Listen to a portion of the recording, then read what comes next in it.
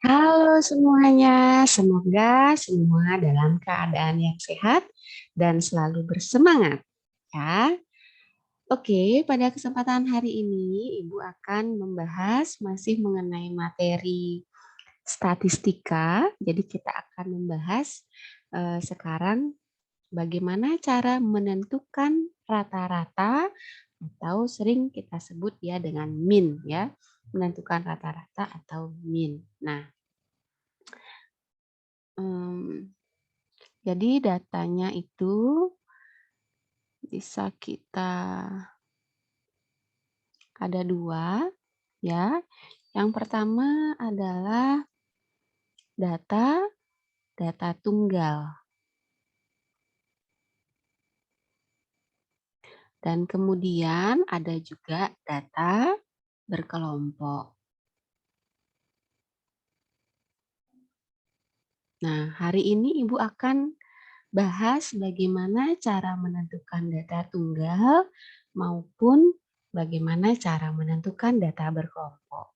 Langsung saja kita akan masuk ke soal ya. Nomor 1 ini Ibu gunakan contoh yang data tunggal. Oke. Nilai ulangan matematika Govin pada semester 1 adalah sebagai berikut. 7, 6, 8, 7, 5, 8, 7, 6, 8, dan 7. Maka nilai rata-rata ulangan matematika Govin selama semester 1 adalah, nah karena ini data tunggal, kita gunakan rumusnya adalah X bar. Jadi X bar ini adalah merupakan simbol dari rata-rata. X bar sama dengan jumlah semua nilai dibagi banyaknya data ya, atau bisa kita simbolkan seperti ini ya. Jadi X bar sama dengan jumlah nilai dibagi banyaknya data. N itu ada berapa banyaknya data. Coba kita selesaikan ya. Pertama kita jumlahkan terlebih dahulu. Jadi X bar sama dengan 7 ditambah 6 ditambah 8 ditambah 7 tambah 5 tambah 8 tambah 7 tambah 6 tambah 8 tambah 7. Ya, jadi semua nilai kita jumlahkan, kemudian dibagi banyaknya data. Jadi datanya ada 10 ya. Oke, kita bagi dengan 10. Berarti X bar sama dengan, ini dijumlahkan, itu hasilnya adalah 69 dibagi 10. Sama dengan 6,9. Ya, itulah dia hasilnya ya. Berarti rata-rata nilai ulangan Govin selama 1 semester adalah 6,9 ya. Oke, itu yang paling simple ya, contohnya kalian harus bisa. Kemudian Ibu akan lanjutkan contohnya ke yang data berkelompok ya. Oke. Sebanyak 21 orang pekerja dijadikan sampel dan dihitung tinggi badannya. Data tinggi badan dibuat dalam bentuk kelas-kelas interval. Hasil pengukuran tinggi badan adalah sebagai berikut. Oke, di sana sudah ada tinggi badan, sudah dibuat ya dalam bentuk tabel distribusi frekuensi yang berkelompok ya. Nah, sekarang bagaimana cara kita untuk menentukan rata-rata dari tinggi badan pekerja itu ya. Oke. Nah, rumusnya dulu nih, rumusnya dulu biar kalian memahami. Jadi untuk yang data berkelompok ya, itu kita gunakan rumusnya ini. Oke, sebentar ya. Rumusnya X bar tetap ya, simbol dari rata-rata. X bar sama dengan X ini apa? X ini adalah nilai tengah atau titik tengah. Jadi nilai tengah kelas pertama dikali dengan frekuensi kelas pertama. Ditambah nilai tengah kelas kedua dikali frekuensi kelas yang kedua. Ya, dibagi frekuensi pertama tambah frekuensi kedua tambah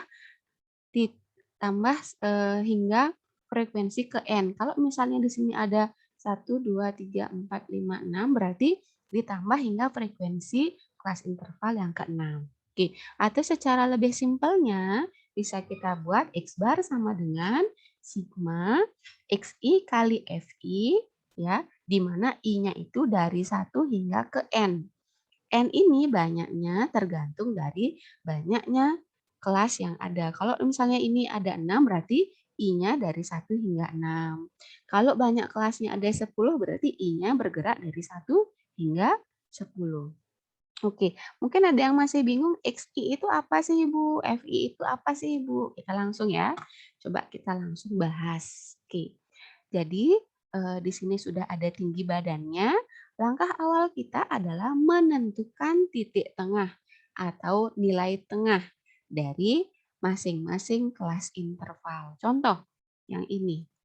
Yang pertama, oke. Yang pertama, kelas interval yang pertama dia adalah 151 hingga 155. Kalau Ibu tuliskan 151, 152, 153, 154, dan 155. Nilai tengahnya atau titik tengahnya adalah yang ini. Sorry ya, kepencet ya. Oke, adalah yang ini. 153. Berarti dia titik tengahnya adalah 153. Belum ngerti, Bu? Oke, kita coba yang kedua. Yang ini. 156 sampai 160. 156, 157, 158, 159, 160. Tengah-tengahnya mana? Tengah-tengahnya adalah 158. Itulah dia titik tengah untuk kelas interval yang kedua. Oke, cara yang sama juga digunakan untuk kelas interval yang ketiga dan seterusnya. Yang ketiga kita dapatkan kelas titik tengahnya adalah 163. Yang keempat kita dapat titik tengahnya adalah 168. Yang kelima titik tengahnya 173. Dan yang terakhir titik tengahnya adalah 178. Oke, jadi langkah awal kita adalah menentukan titik tengah atau nilai tengah yang disimbolkan dengan XI. Ya, XI itu dia mulai dari kelas interval yang pertama berarti X1 gitu. Titik tengah yang kelas interval kedua berarti X2 hingga X6. Oke. Selanjutnya frekuensi ini sudah ada dari awal. Kemudian yang perlu kita cari lagi adalah ini. FI kali XI. Maksudnya apa, Bu? Maksudnya hasil kali dari frekuensi ya, hasil kali frekuensi dengan titik tengahnya. Jadi 153 kali 3 hasilnya adalah 459. Lanjut yang berikutnya. 158 kali 4. Hasilnya adalah 632. Begitu seterusnya. Sampai kelas interval yang ke-6. Ya. Nah, kemudian di sini ada sigma. Sigma itu artinya jumlah. Jadi di sini bisa kita lihat ini rumusnya ya. Rumusnya di sini ada sigma XI FI. Nah, tadi kita sudah mencari ini. Nah, kita sudah mencari FI kali XI. Tinggal kita jumlahkan. Berarti 459 ditambah 632 tambah 652 tambah 840 tambah 519 tambah 356 itu hasilnya adalah 3.458. Di sini berarti bisa kita tulis, bisa kita tulis di sini ya, X bar sama dengan 3.458 dibagi sigma FI. Sigma FI artinya kita jumlahkan semua FI-nya atau frekuensinya. Jadi 3 ditambah 4 itu 7. 7 ditambah 4 itu adalah 11. 11 ditambah 5 adalah 16. 16 ditambah 3, 19. 19 tambah 2, 21. Sehingga frekuensinya atau sigma Fi-nya, ya, jumlah frekuensinya adalah 21. Oke, 21. Ini sama dengan X bar sama dengan tinggal dibagi, ya. 3.458 dibagi 21. Hasilnya berapa? Hasilnya adalah 164,67. Ya, ini pembulatan dua angka di belakang koma. Oke, bagaimana? Masih bisa dipahami ya?